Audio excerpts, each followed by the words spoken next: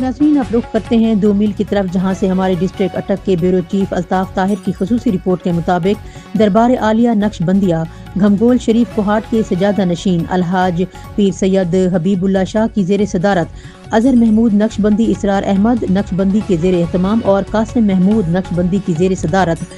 टाहली अड्डा पर वाक़ रिहाइशगाह करमदाद मरहूम और डेरा अजहर महमूद नक्शबंदी में सालाना महफिल मिलाद मुस्तफ़ा और उर्स गौस पाक रूह परवर इनकाद किया गया। महफिल का आगाज़ तिलावत कलाम पाक हाफिज मोहम्मद आमिर ने किया, जिसके बाद नात खान हजरत मोहम्मद तैयब नक्शबंदी और मोहम्मद इब्राहिम नक्शबंदी, ताहिर अलवी, सैयद नवीद हुसैन शाह, मोहम्मद मतलूब अहमद और दीगर ने अकीदत और मोहब्बत के खूबसूरत अंदाज में सरकार दो जहान की मदह सराई करके हाजरीन के दिलों को खूब मुनव्वर किया। महफिल से पीर फखर नज़ीर कासिम बूढ़ा जंगल शरीफ और अलामा हुसनैन रजा सदीकी ने खिताब करते हुए कहा कि नबी करीम की सीरत तैयबा इंसानियत के लिए कामिल नमूना है। अगर उम्मत मुसलमान अपने रोज़मर्रा मामलात में उसवा हसना को अपनाए तो माशरती बिगाड़, बेराहवी और नफरतों का खात्मा मुमकिन है।